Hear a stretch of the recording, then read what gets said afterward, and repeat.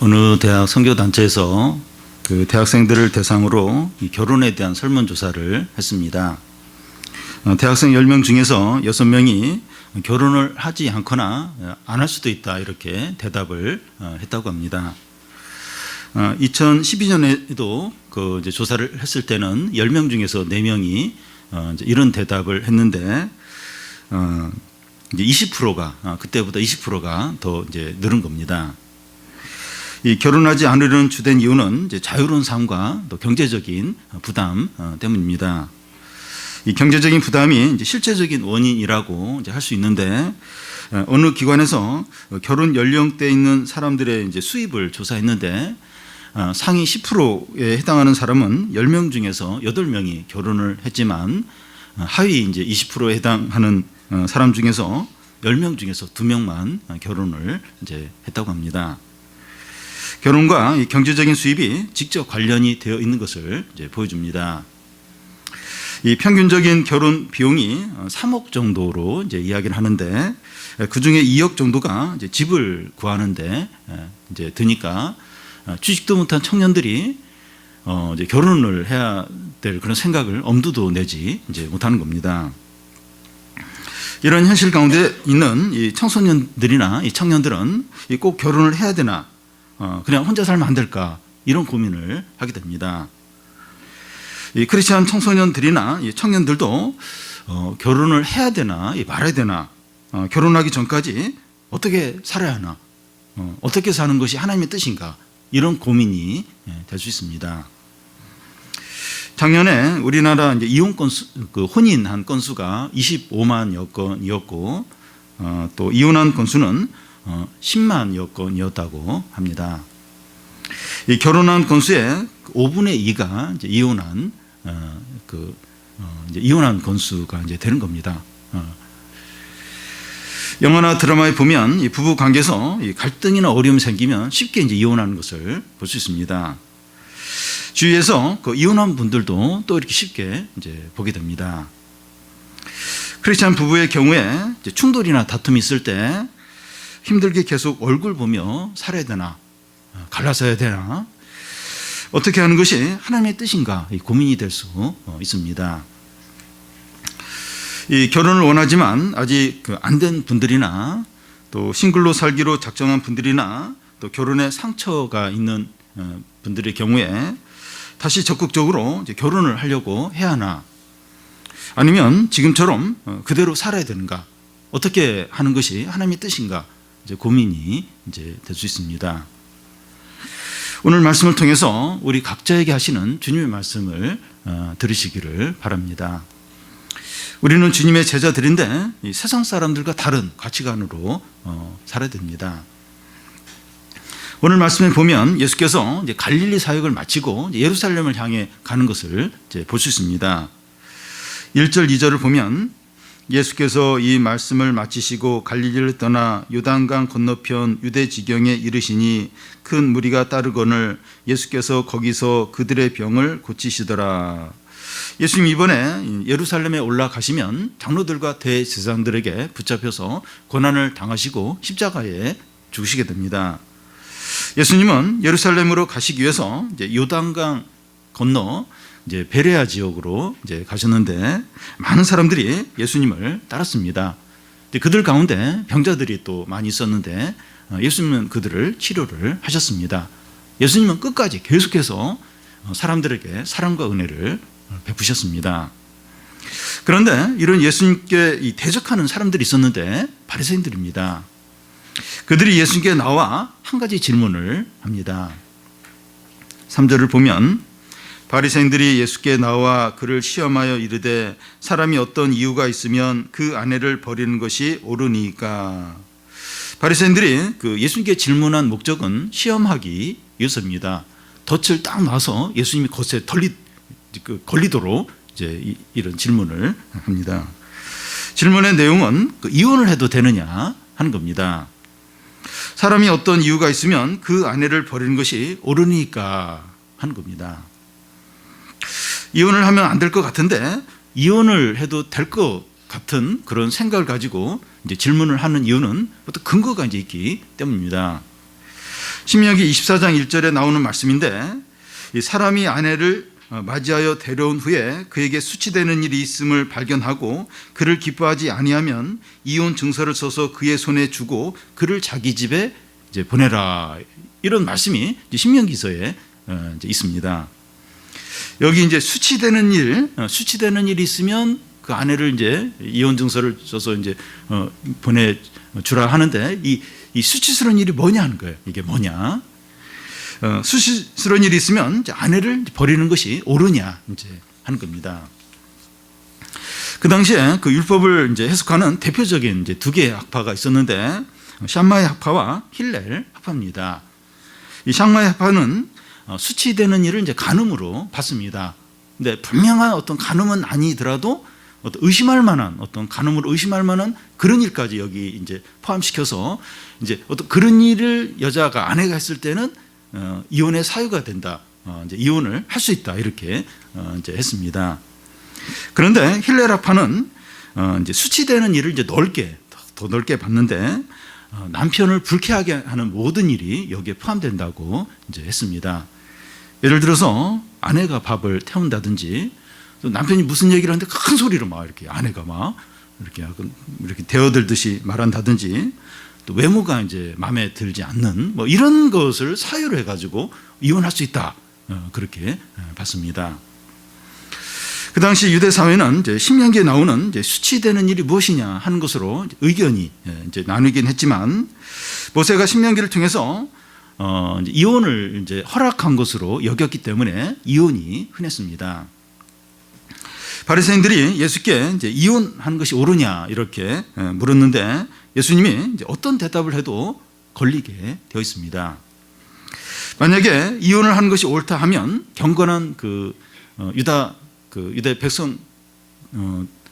백성들을 통해서 참 예수님은 알고 보니까 도덕적인 어떤 방종을 가르치는 분이다, 이렇게 비난을 받을 수 있고, 또 이혼을 하면 안 된다고 하면 모세가 신명기에 이혼을 허락했는데 이 예수는 모세와 반대되는구나, 모세의 가르침을 부정하는구나, 이렇게 또 의심을 받을 수 있습니다. 특히 얼마 전에 세례요한이 헤롯 왕이 그의 아내와 이혼하고 헤로디아와 재혼한 것을 공개적으로 비난했다가 처형당한 일이 있었는데, 예수님도 이혼하면 안 된다 이렇게 말하면 헤롯 왕에게 붙잡혀서 또 이제 죽임을 당할 수도 이제 있는 겁니다. 그 당시 이혼 문제는 아주 민감한 이슈였습니다. 오늘날 우리 사회의 가장 이제 민감한 이제 이슈 중에 하나가 동성연애에 대한 그런 그런 문제입니다. 정치인이나 연예인이나 스포츠 스타가 나는 동성연애를 지지한다 이러면 괜찮아요. 괜찮은데, 나는 동성연애를 싫어하고 동성애는 죄다 이렇게 말하면 차별주의자이고 인권을 무시한다고 하면서 엄청난 악성 댓글이 올라오고 막 이렇게 해서 그 자리에서 쫓겨날지도 모릅니다. 이혼하는 것이 옳으냐 하는 질문에 예수님은 어떻게 대답을 하십니까? 4절부터 6절까지 한 절씩 교대로 읽겠습니다.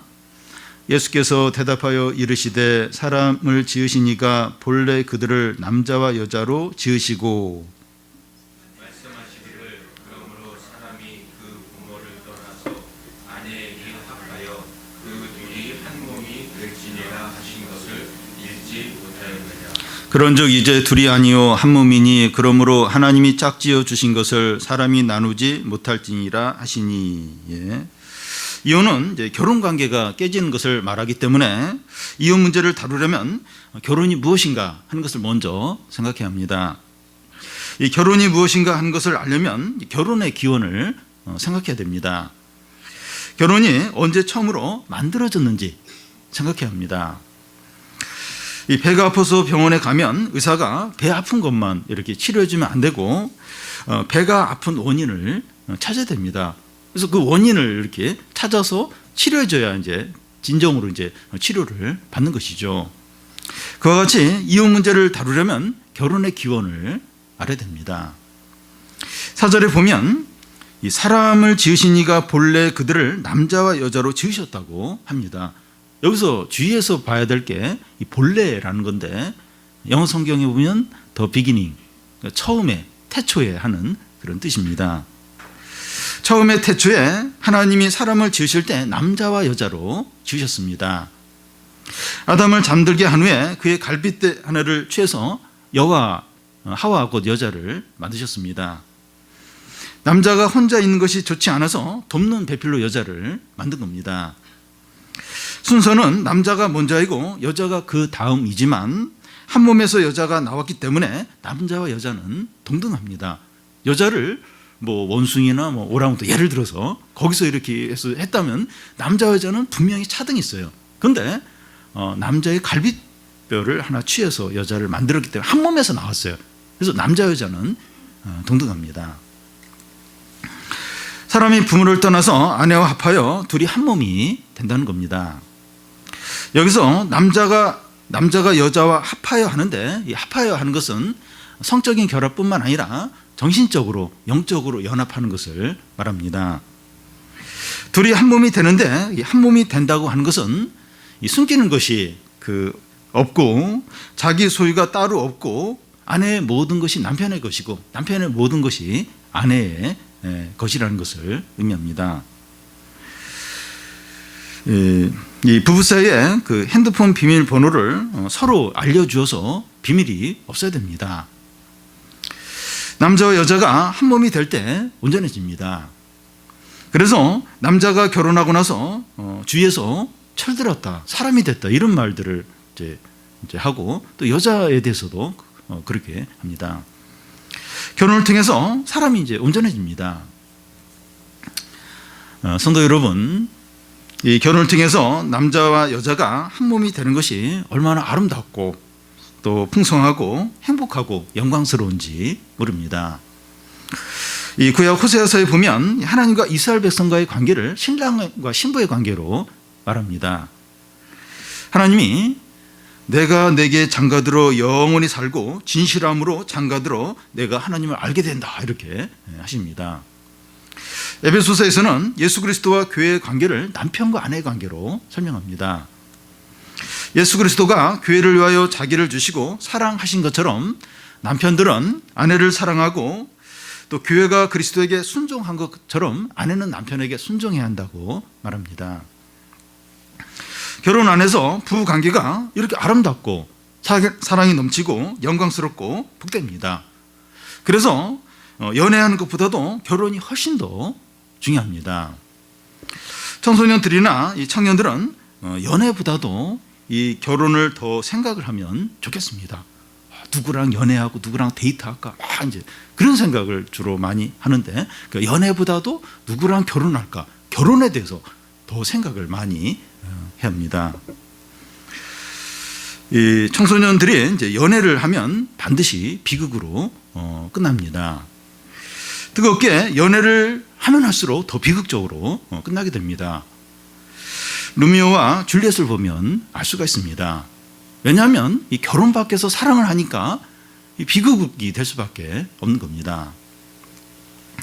요즘 젊은이들이 이제 결혼은 하지 않으려고 하지만 결혼 전 동거는 괜찮다고 그렇게 많이 여깁니다. 그런데 결혼 전 동거는 무책임하고 죄지는 겁니다. 그런데 결혼하고 싶어도 돈이 없는데 어떻게 결혼하느냐 이제 할 수 있습니다.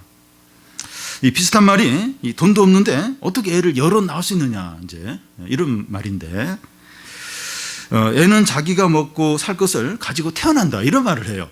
어르신들은 이제 젊은 이제 이렇게 부부들 보면서 그거 걱정하지 말라고 애는 다 자기가 먹고 살 거 가지고 태어난다고. 근데 맞는 말입니다. 맞는 말이에요. 그래서 뭐 이렇게 통계에 의하면 이제 대학까지 한 애를 대학까지 보는데 2억이 넘게 이제 든다 그래요. 2억이 어디 있습니까, 애를? 근데 이렇게 애를 낳아도 뭐 대학 가요.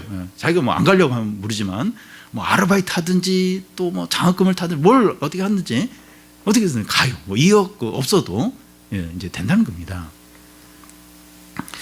그것이 우리가 결혼하려고 하면 여기저기에서 필요가 채워집니다. 뭐 여행을 이제 바라면 안 되지만 채워져요. 막 이렇게 채워지고 하나님 나라와 그의 의를 구하라 그래야만 이 모든 것을 더하여 주신다고 하는데 제가 아무리 생각해도 결혼하는 게 하나님의 뜻이에요. 돈은 별로 없고 그래도 이제 믿고 이제 결혼을 하면 필요한 것이 채워집니다. 아유, 돈도 없는데 이거 고생하는 거 아닌가? 젊었을 때는 고생을 좀 해도 돼요. 좀 가난하게 좀 살고 그래도 됩니다. 그래서 너무 이제 막 이렇게 남들처럼 뭐 1억, 2억, 3억 뭐 있어야 결혼하지 않는가? 이제 그렇게 이제 생각을 이제 하는 게 아니라 이렇게 좀 가난하게 좀 살고 좀 그래서 뭐 열심히 좀 벌지 뭐 이러면서 그러면서 이제 이렇게 믿음으로 결혼을 하는 게 필요합니다. 특히 이성이나 성적인 유혹에 약한 사람은 빨리 결혼하는 게 좋습니다. 바울도 고린도 전서에서 음행을 피하기 위하여 남자마다 자기 아내를 두고 여자마다 자기 남편을 두라고 했습니다. 이 결혼하는 목적이 마치 음행을 피하기 위한 것처럼 이제 보이긴 하지만 우리가 워낙 약하기 때문입니다. 여기서 그 동성연애자에 대해서 잠시 좀 생각을 이제 해보겠는데요. 이 동성연애자들은 이 남성과 여성을 구분하는 것을 인정하지 않습니다.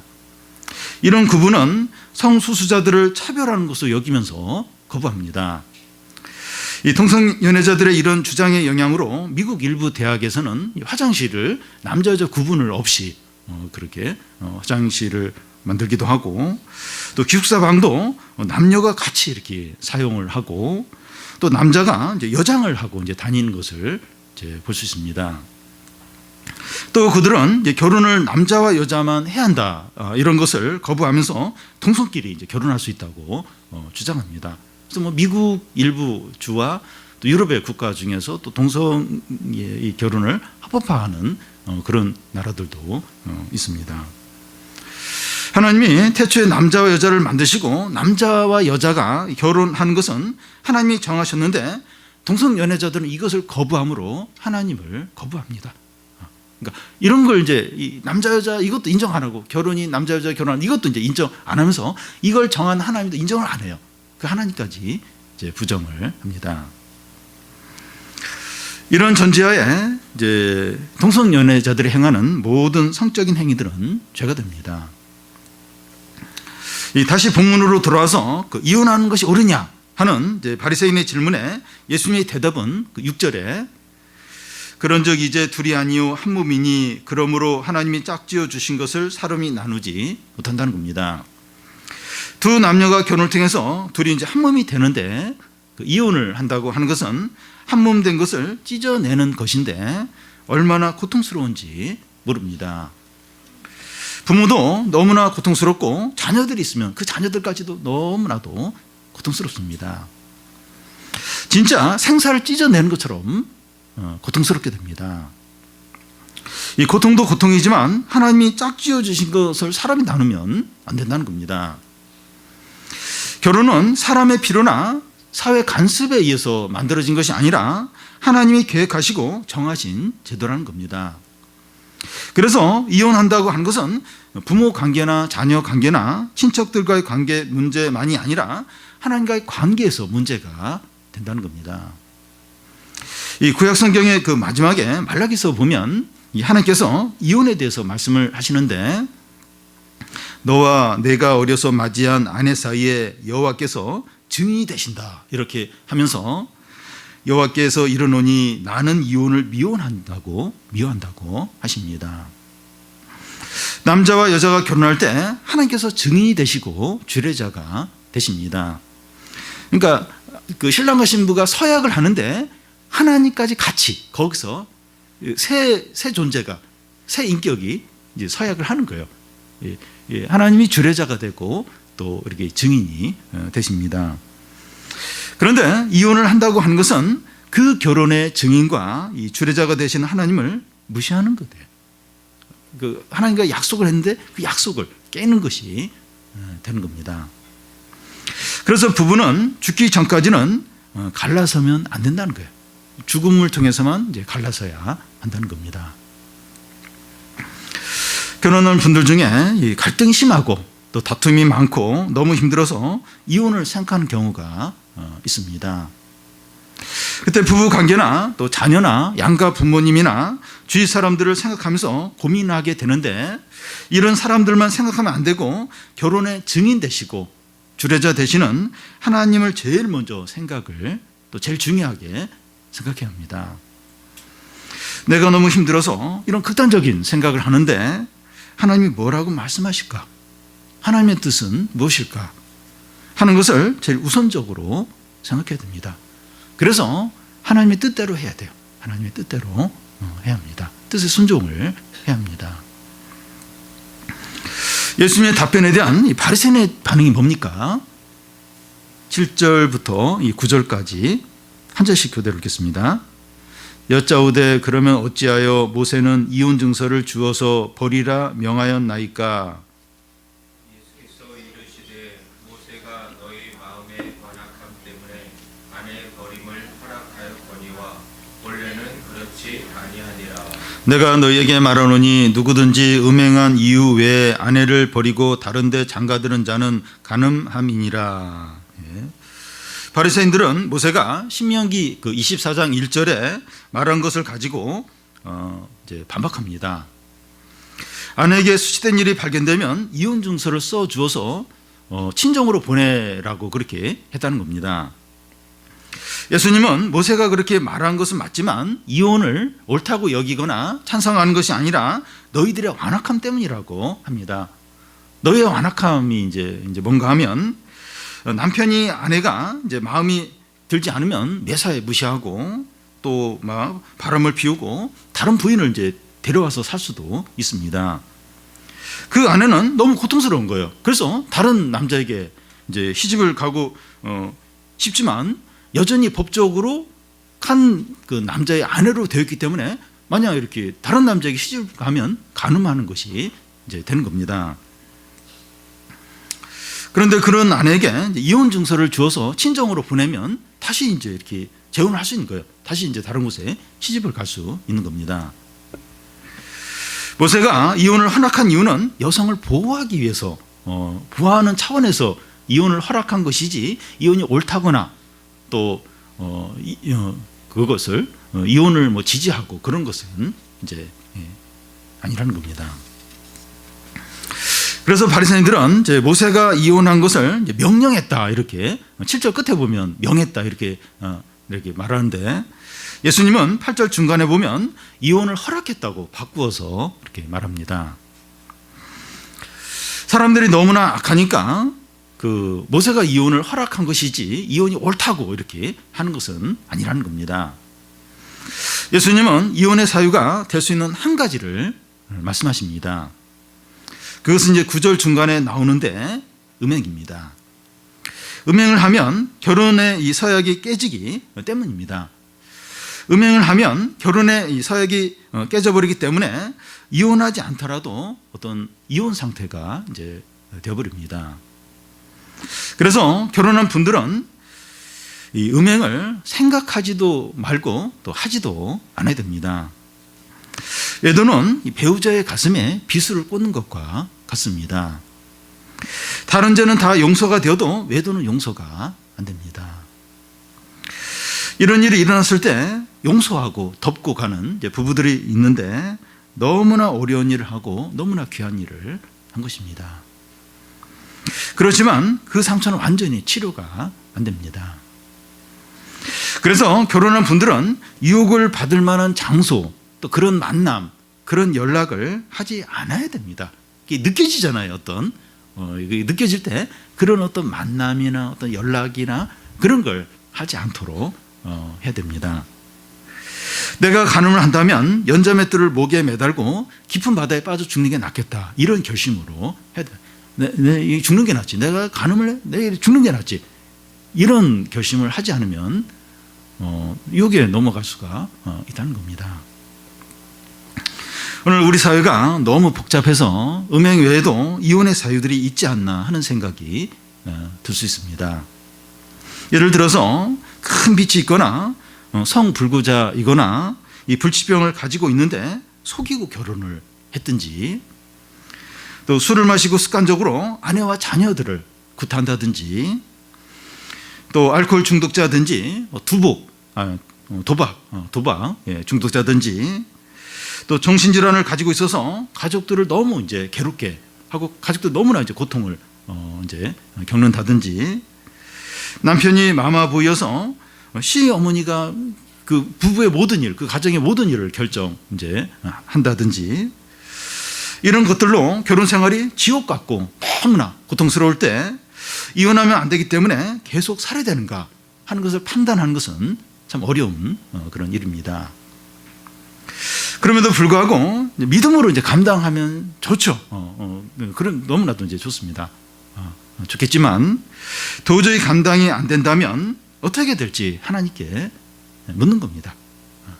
하나님께 묻고 그러면 하나님께서 선하게 인도하여 주시리라고 생각됩니다. 예수님과 이 바리새인들의 대화는 여기서 이제 끝납니다. 마태복음은 바로 계속 이제 이렇게 이어지는 것으로 나와 있지만 예수님과 제자들이 한 집에 들어가서 이제 대화를 이제 합니다. 이제 제자들이 예수님께 이제 계속 이어서 이제 질문하는데 무슨 질문을 이제 합니까? 10절을 보면 제자들이 이르되 만일 사람이 아내에게 이같이 할진대 장가 들지 않는 것이 좋겠나이다. 이 제자들의 이런 말은 의외입니다. 그들은 결혼과 이혼에 대해서 그 당시 사람들의 생각과 같습니다. 결혼과 이혼 문제가 이렇다면 결혼하지 말고 혼자 사는 게 낫지 않겠습니까? 하는 겁니다. 제가 이 시간 이 결혼의 아름다움과 축복과 소중함에 대해서 설교했는데 이 청년들 중에서 나는 결혼에 관심이 없어, 돈도 없고 부담지기 싫어, 자유롭게 살고 싶으니까 나 싱글로 살겠다 이렇게 말하는 것과 같습니다. 싱글로 사는 게 낫지 않겠어? 이렇게 하는 것과 이제 같습니다. 결혼 생활이 부담스러우면 이제 이혼하면 되는데 이혼은 절대 안 된다고 하니까 결혼이 이제 짐으로 이제 여겨질 수 있는 겁니다. 3, 40년 전만 해도 이 결혼은 필수였는데 지금은 선택인 것 같습니다. 제가 이제 결혼 할 때만 해도 결혼을 해야 되는 건 당연했어요. 그래서 누구랑 하느냐 이걸 이제 고민을 했는데 요즘 이제 그 청년들은 결혼해야 되나 말아야 되나 그 자체를 지금 고민을 하고 있습니다. 우리 청소년들과 청년들은 결혼을 할까 아니면 싱글로 살까 선택하는 것이 옳은 것입니까? 아니면 옳지 않습니까? 예수님 뭐라고 말씀합니까? 11절 12절을 한 절씩 교대로 읽겠습니다. 예수께서 이르시되 사람마다 이 말을 받지 못하고 오직 타고난 자라야 할지니라. 어머니의 때로부터 된 부자도 있고 사람이 만든 부자도 있고 천국을 위하여 스스로 된 부자도 있도다. 이 말을 받을 만한 자는 받을지어다. 사람마다 이 말을 받지 못하고 오직 타고난 자라야 한다고 하는 것은 이 결혼하느냐 싱글로 사느냐 하는 것은 각자의 선택에 달려 있는 것이 아니라 타고나는 거라는 겁니다. 무슨 말인가 하면 하나님이 결정을 하신다는 겁니다. 이 바울의 말로 표현하면 각자의 부르심대로 따라서 해야 한다는 겁니다. 각 사람의 은사가 다르다는 거예요. 결혼의 은사가 있는 사람이 있고 독신 곧 싱글의 은사가 있는 사람도 있다는 겁니다. 대부분의 사람들이 결혼의 은사를 가졌지만 싱글의 은사를 가진 사람들도 있습니다. 그래서 모든 사람이 다 결혼하는 것이 하나님의 뜻이 아니라는 겁니다. 결혼하지 않고 독신으로 사는 것이 하나님의 뜻인 사람도 있다는 겁니다. 예수께서 독신으로 부르심을 받은 사람들의 그 예들을 들고 있습니다. 새 부리가 나오는데 어머니의 때로부터 이제 고자가 있고 또 사람이 만든 고자도 있고 천국을 위하여 스스로 고자된 자가 있다는 겁니다. 고자는 이제 성불구자를 말합니다. 태어나면서부터 이 성불구자인 사람도 있고 내시처럼 거세를 하거나 사고나 질병으로 성불구자가 된 사람도 있습니다. 이런 사람들은 이제 결혼을 하지 못하고 싱글로 살게 됩니다. 이런 부류의 사람들을 좀 더 이제 확대해서 이제 이렇게 생각을 해보면 성욕이 거의 없거나 이성에 끌림도 없고 또 결혼에 대한 생각이 없는 사람도 여기에 해당된다고 볼 수 있습니다. 이런 사람들은 이 독신으로 사는 것이 하나님의 뜻이라고 할 수 있습니다. 이 고자의 종류 중에 이제 세 번째가 천국을 위하여 스스로 고자된 이제 자인데, 이 신체적으로 성불구자가 아니지만 하나님 나라와 영혼 구원을 해서 더 헌신적으로 하기 위해서 결혼하지 않고 독신으로 사는 자를 가리킵니다. 바울은 고린도전서에서 너희가 결혼해도 잘하는 것이지만 나와 같이 결혼하지 않고 주님을 위해서 헌신해서 사는 게 더 잘하는 것이라고 말했습니다. 결혼하면 이 마음이 남편과 아내에게 이렇게 분산이 되지만 이 독신으로 있으면 온 마음으로 주님을 섬길 수 있다는 겁니다. 그런데 이 독신으로 주님을 위해서 섬기다가 결혼하고 싶거나 정욕을 이렇게 절제할 수 없으면 결혼을 하면 됩니다. 이 청년들 중에서 결혼을 원하지만 결혼이 잘 안 되어서 싱글로 지내는 분들이 있습니다. 이런 분들은 이 자기에 대한 부르심이 결혼인지 독신인지 잘 모를 수 있습니다. 이 결혼하는 그게 이제 하나님의 부르심 같은데 왜 결혼이 안 될까? 뭐 이런 고민들, 내가 이렇게 독신으로 부르심을 받은 건지 결혼으로 부르심을 받은 건지 잘 모를 수 있습니다. 그것을 정확히 아는 것은 그렇게 어떤 면에서 중요하지 않습니다. 이런 분들은 중간에 배우자가 나타나면 결혼을 하면 됩니다. 그런데 그러기 전까지는 싱글로서 주님을 섬기며 사는 겁니다. 자기가 결혼하지 못한 것에 대해서 남들과 비교하지 않고 낙심하지 않는 겁니다. 결혼하는 것이 정상이고 결혼하지 않는 것은 비정상이다. 이것은 아닙니다. 이거 세상적인 어떤 면에서 세상적으로 이제 그런 시각인데 그런 게 아닙니다. 결혼 제도를 하나님이 만드셨지만 모든 사람이 결혼하는 것이 하나님의 뜻이 아니라는 거예요. 각자의 부름에 따라서 이렇게 결혼할 수도 있고 싱글로 살 수도 이제 있는 겁니다. 내가 앞으로 결혼할지 싱글로 계속 살지 모르지만 매일 하나님의 뜻대로 사는 것을 목표로 이제 삼는 겁니다. 바울은 이 고린도전서에서 이 결혼하는 것보다 싱글로 사는 것이 더 복되다, 더 복된 것처럼 이렇게 말했습니다. 결혼이 곧 행복이 아닙니다. 옆에서 보면 그런 것 같아요. 결혼하면 행복한 것처럼 보입니다. 그리스도 안에서의 결혼 생활이 행복합니다. 주님이 함께해야 이제 결혼이 이제 행복하게 됩니다. 결론은 뭐 결혼이든지 싱글이든지 각자의 부르심대로 사는 겁니다. 이 생에서만 결혼과 싱글로 구분이 되지 천국에 가면 결혼 관계에서 다 벗어나서 똑같은 상태에서 영원히 살게 됩니다.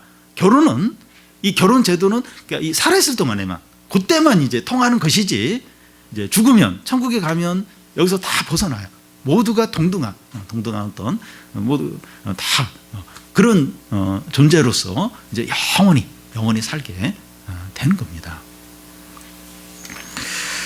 결혼의 아픔을 경험한 분들이 있는데 바울은 이 고린도전서에서 갈라진 그대로 지내든지 다시 합하든지 하라고 합니다. 재결합을 하거나 재혼을 하거나 그대로 지내거나 어떻게 하는 것이 제일 행복하다 이렇게 말하지 않습니다. 어떻게 하든지 하나님의 뜻 안에서 행하는 것이 중요합니다. 하나님의 인도하심에 따라서 뭐 재혼을 할 수도 이제 있지만 그렇지 않다면 그대로 지내는 것이 가장 낫다고 생각합니다. 교회는 큰 가족이라고 할 수 있는데 성도들을 이제 가족으로 여기고 함께 나누고 의지하며 사는 겁니다. 예수님은 하나님의 뜻대로 행하는 자가 내 부모이고 내 형제고 내 자매라고 하셨습니다. 이 교회 안에 하나님 아버지가 계세요.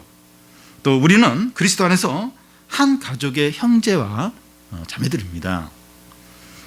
예수 그리스도가 머리라면 성도인 우리는 한 몸의 지체들입니다.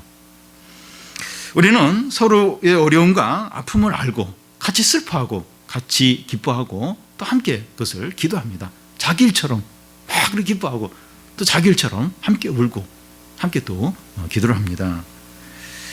그리스도 안에서 한 가족이기 때문이죠. 그래서 우리 가운데 또 상대적으로 좀 이렇게 조금 더 어려운, 좀 이렇게 힘든 처지에 있는 이제 그런 분들을 더 귀하게 여기고 더 사랑하고 더 이렇게 돌봐줘야 됩니다. 가족 안에서 이렇게 뭔가 좀 이렇게 좀 또 이렇게 좀 신체적으로 좀 어렵든지 또 질병에 걸린 사람을 더 이렇게 가족들이 돌보는 것처럼 우리 교회 안에서도 상대적으로 물론 다 이제 힘들지만 어렵지만 상대적으로 좀 더 어렵고 좀 더 외롭고 조금 더 소외될 수 있는 그런 지체를 더 좀 사랑하고 관심 갖고 돌보고 위로를 해야 합니다. 우리 교인들이 성령과 말씀 안에서 하나가 되어서 가정들을 잘 세우고 우리 각자가 이 부르심대로 감사하고 기뻐하고 사랑하며 최선을 다해서 사시기를 바랍니다. 우리 좀 일본이나 홍콩이나 대만 같은 나라들은 다 잘 사는 나라들인데 이 복을 비는 의식을 중요하게 여깁니다. 일본에서도 복권이 인기인데 어떤 작은 섬에 절이 있는데 그 절에서 복을 빈 사람들 중에서 1등에 당첨된 사람들이 여러 명 있다고 합니다. 그래서 많은 일본 사람들이 복권을 산 후에 그 섬에 있는 절에 가서 복을 빈다고 합니다. 대만에서는 이제 풍둥이라고 종이 풍선인데 그 안에 이제 촛불을 넣으면 그게 이제 공중으로 이제 붕붕 이제 뜨는 건데 그 풍둥에 소원을 적어서 띄우면 소원이 이루어진다 하는 걸 믿고 많은 사람들이 그렇게 합니다. 이 홍콩에서는 이제 사무실을 오픈할 때 책상 놓는 위치도 점쟁이를 불러가지고 이렇게 책상 위치도 놓으면서 이제 복을 받기를 이제 기대합니다. 이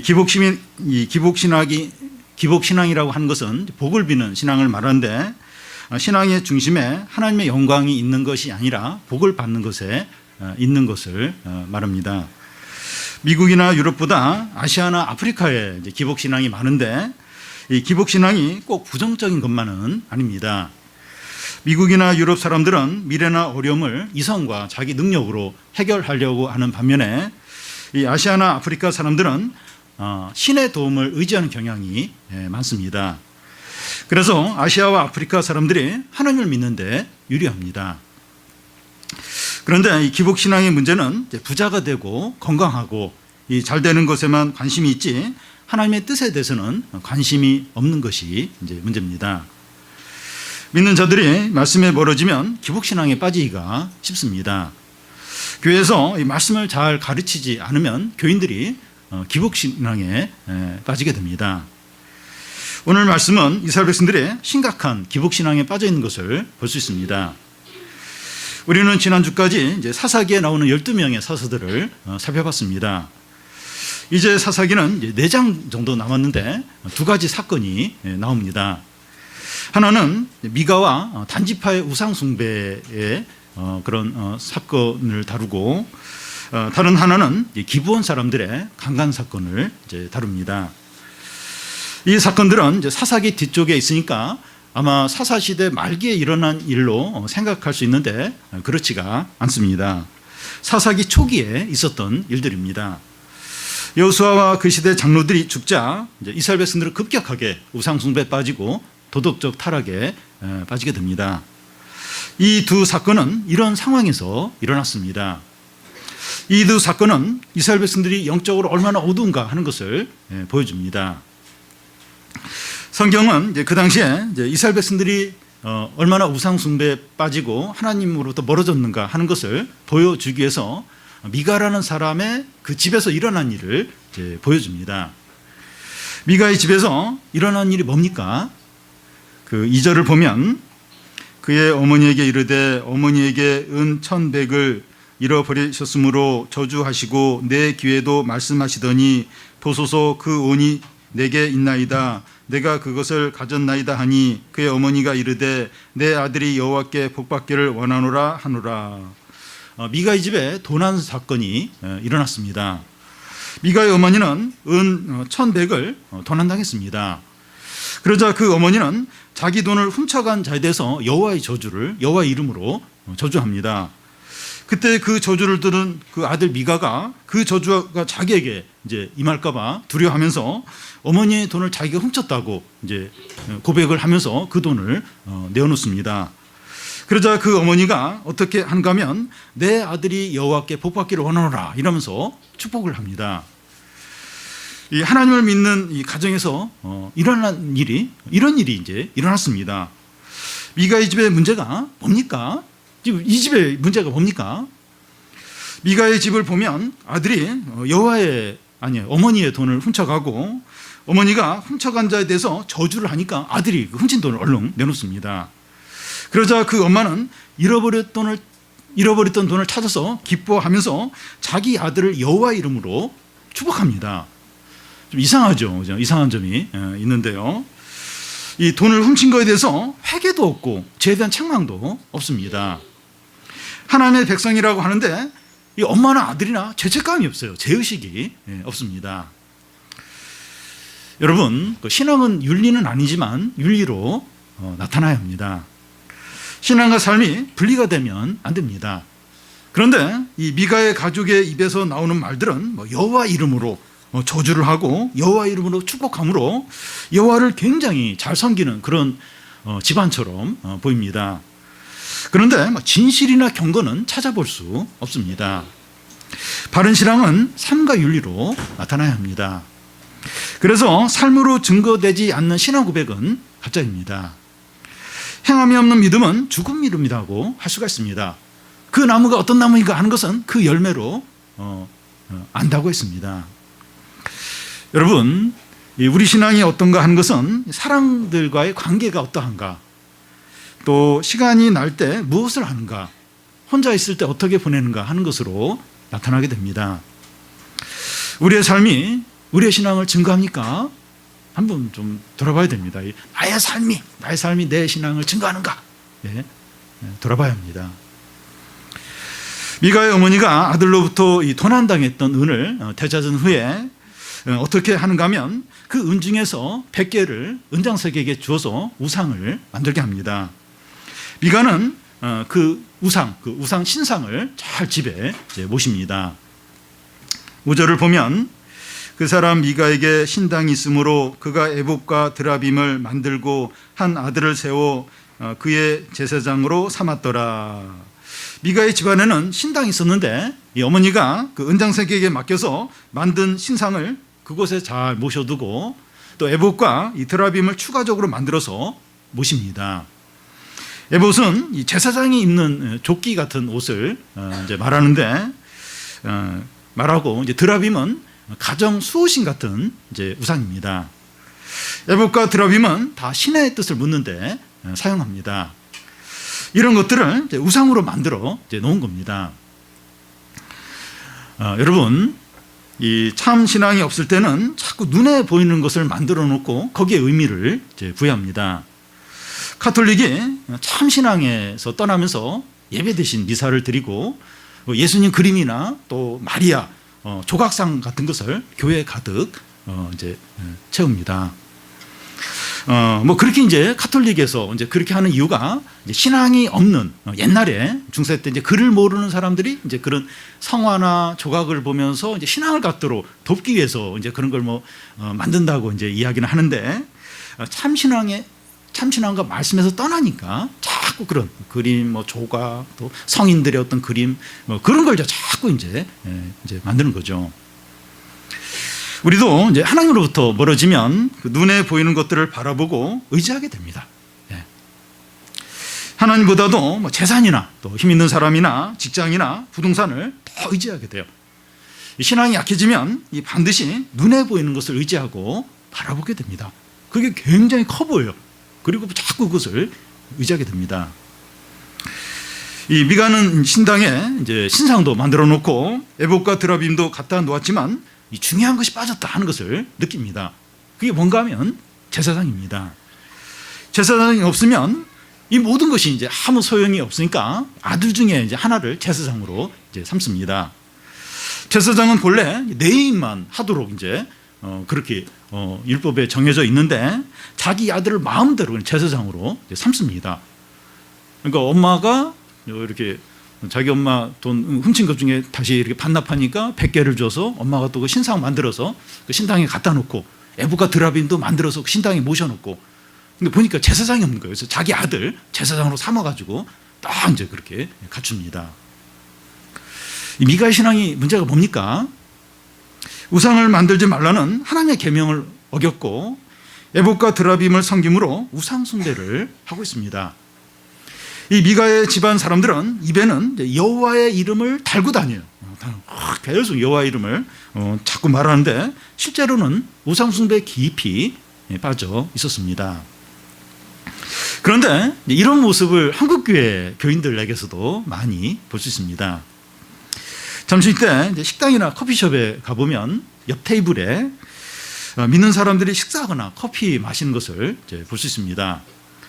옆에서 기도도 하고 목사님, 장로님, 집사님 이렇게 부르기도 하고 또 뭐 교회 이야기도 하고 하나님에 대한 그런 이야기도 옆에서 합니다. 그러니까 주위에 보면 뭐 교회 다니는 사람들이 많습니다. 그런데 세상 사람들이 믿는 사람들에게서 이 도덕적인 삶이나 거룩한 모습을 볼 수 있느냐? 잘 보지 못합니다. 학교나 직장이나 친구들 중에서 주위 사람들 힘들게 하는 사람이 있습니다. 그래서 다들 그 사람 때문에 힘들어요. 그런데 알고 보면 교회 열심히 다니는 사람인 경우가 많습니다.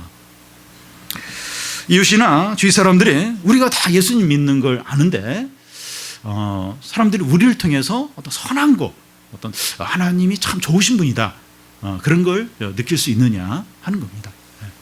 그래서 우리도 이제 그 중에 하나예요. 이제 예수 믿는 사람인데 사람들이 우리를 보면서 참 선한 거, 좀 거룩한 거, 참 하나님 살아계시다, 이런 걸 이렇게 느낄 수 있느냐 하는 겁니다.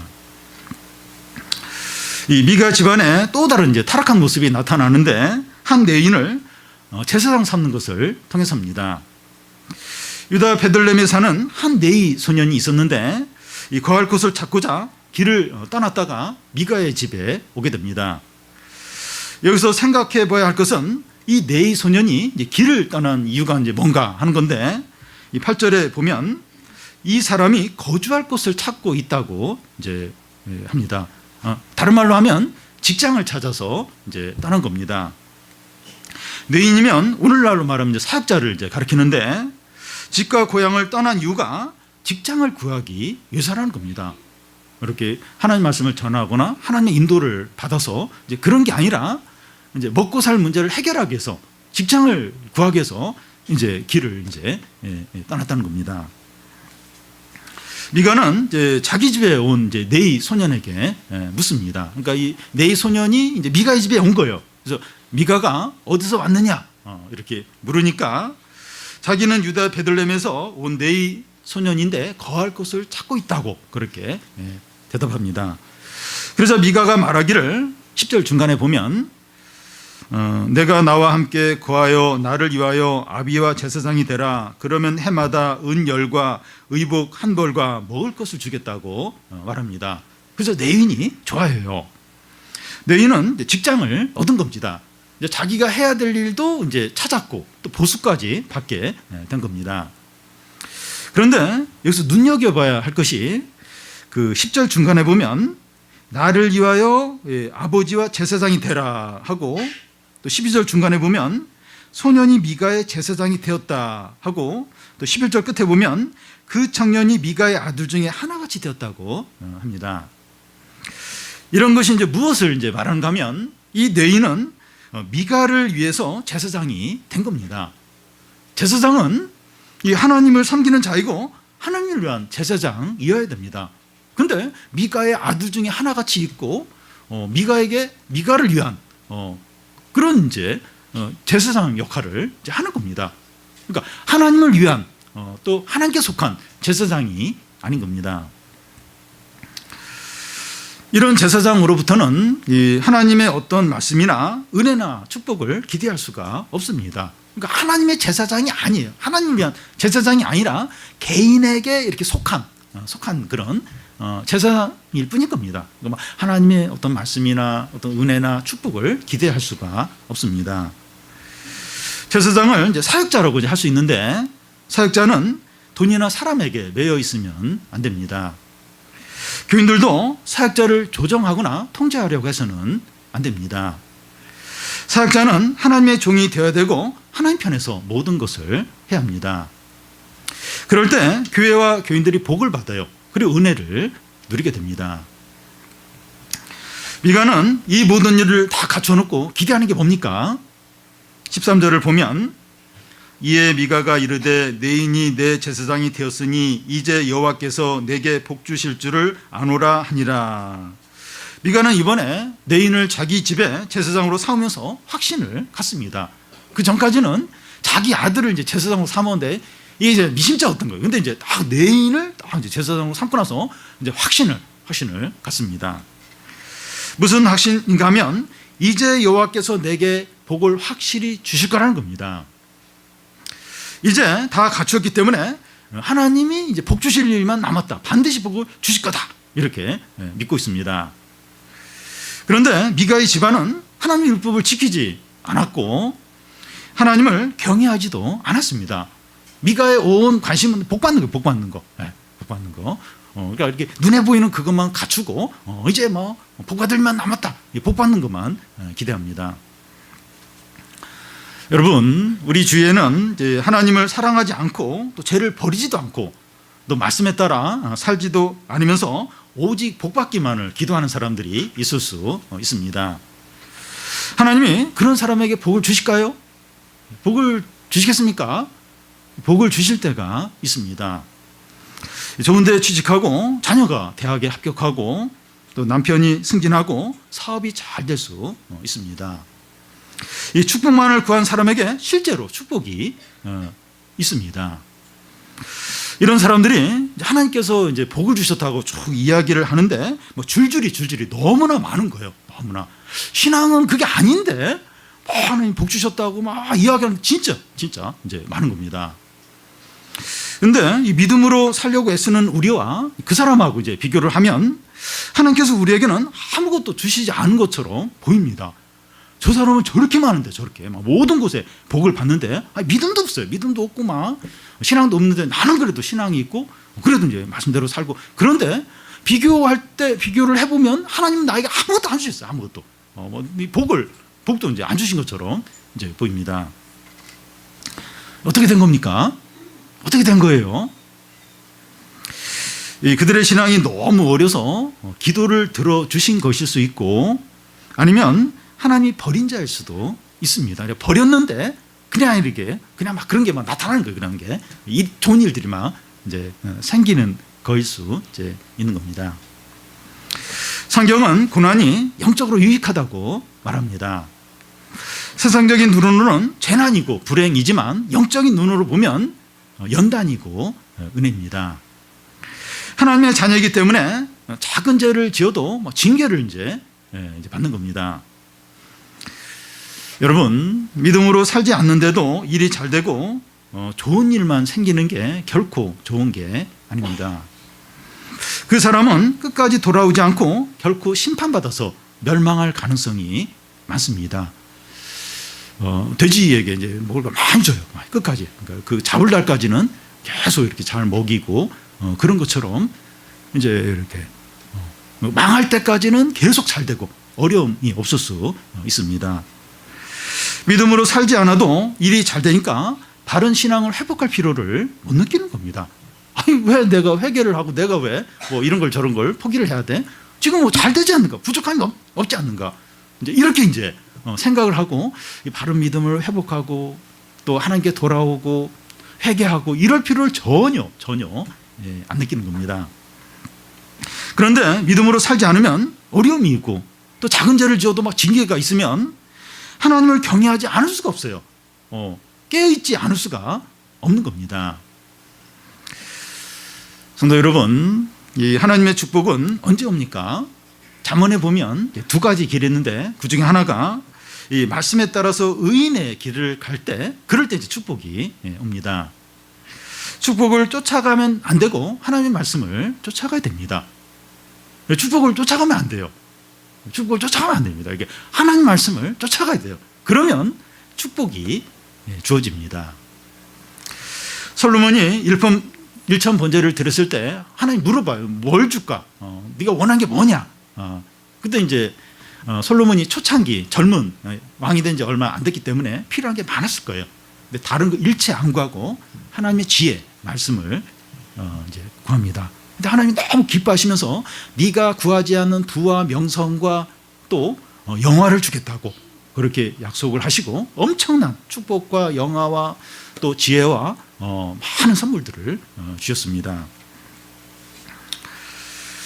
행복을 목표로 하면 얻지 못하고 행복은 주어지는 겁니다. 무지개를 쫓아가는 것과 같아요. 이 행복은 주어지는 것이지 행복을 쫓아가면 행복을 얻지 못합니다. 그와 같이 축복도 하나님의 뜻을 구할 때 주어지는 겁니다. 하나님의 뜻을 구하다 보면 이 축복이 주어집니다. 여러분 진짜 행복하기 원하면 하나님을 가까이 하시기 바랍니다. 로이스 존스 목사도 그 얘기를 설교집에서 하셨는데, 여러분 진짜 행복하고 진정한 기쁨을 얻기 원하면 하나님을 가까이 하십시오. 말씀을 가까이 하십시오. 하나님 말씀대로 사십시오.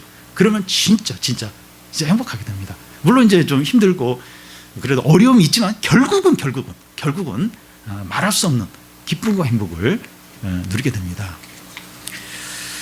미가의 집안은 이스라엘 백성의 영적인 상태를 보여주는데, 이스라엘 백성이 이런 상태의 그 원인이 뭡니까? 왜 이런 상태에 있게 되었습니까?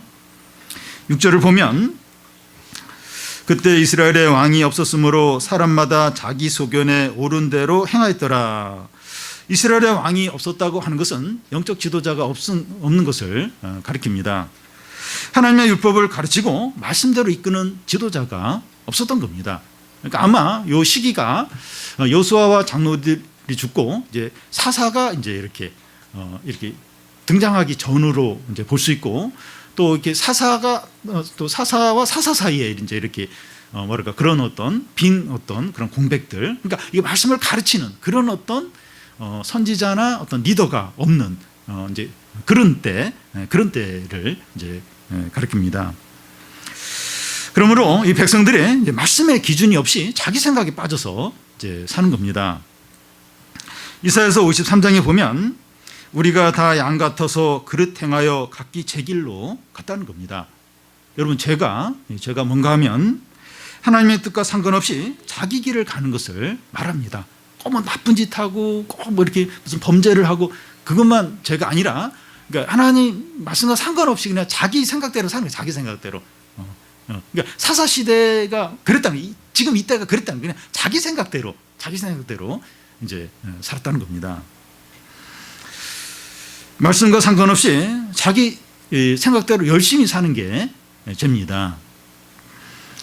정부 기관이나 군대 조직이나 기업에서 나는 위에서 시키는 대로 열심히 한 것밖에 없다, 이런 말을 이제 하는데, 그것이 나중에 큰 범죄로 드러나는 경우가 많습니다. 나는 아랫사람이고 위에서 시키는 것만 했다는 거예요.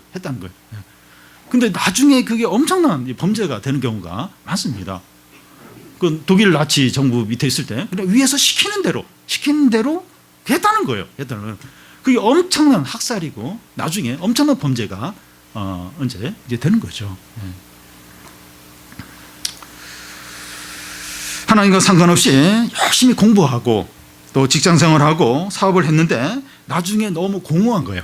공허한 겁니다. 열매가 하나도 없는 겁니다. 그래서 이제 우리 남편들 같은 경우 막 이렇게 좀 결혼하고 얼마 안 있어서, 그리고 막 항상 직장생활하고 사업에 바쁘다 보니까 정신없이 그냥 돈 벌기 위해서 가족을 책임지기 위해서 그렇게 했어요. 진짜 뭐 집에도 항상 밤에 늦게 들어오고 항상 가족들과 시간도 못 보내고. 근데 이제 그 한 40대 50대 되어서 이제 좀 이제 이렇게 안정이 되고, 그래서 이제 가족들하고 같이 보내려고 하면 이미 애들은 다 자라버렸어요. 그래서 부모가 아빠가 이제 이렇게 같이 뭐 좀 하자 이러면 부담스럽다는 거예요. 싫다는 거예요. 그리고 부인도 이제 이렇게 뭐 좀 같이 하자고 하면 부인은 이미 이제 한 20년 지나면서 이미 자신의 삶이 다 이제 있는 거예요. 만날 사람 다 있고. 그러니까 혼자 우울한 겁니다. 만날 사람도 없고 거기다 이렇게 또 이제 직장도 빨리 퇴직하게 되면 진짜 이상한 거죠. 그래서 이렇게 무조건 그냥 열심히 하는 게 이게 다 좋은 게 아니고 하나님과 상관없이 그냥 이렇게 열심히 하는 게 이게 아무런 열매가 없고 공허하고 얼마든지 그럴 수 있다는 겁니다. 하나님의 말씀과 자꾸 이렇게 부딪힐 때 자신을 돌아봐야 됩니다. 말씀 자꾸 이제 부딪히고 돌아봐야 됩니다. 내 고집과 주장과 욕심대로 살고 있지 않는지 돌아봐야 됩니다. 내가 지금 열심히 하긴 하는데 지금 내 고집과 욕심으로 하고 있지는 않는지 이게 과연 이렇게 끝나고 나서 다 지나고 나서 이게 뭐가 남을지 무슨 의미가 있을지 한번 생각을 해야 됩니다. 우리의 삶의 중심에 누가 있습니까? 내 삶의 중심에 누가 있습니까? 예수님입니까? 나 자신입니까? 말씀입니까? 욕심입니까? 여기서부터 모든 것이 잘못될 수도 있고 바로 될 수도 있습니다. 첫 단추를 잘못 끼우면 나머지 단추가 다 잘못 끼워지게 되어 있습니다. 우리는 모든 것이 잘 되고 원하는 대로 이렇게 되기보다도 하나님의 뜻을 우선으로 구하시기를 바랍니다. 우리가 하나님의 뜻을 제일 우선적으로 구해서 하나님의 모든 축복을 다 받으시기를 바랍니다.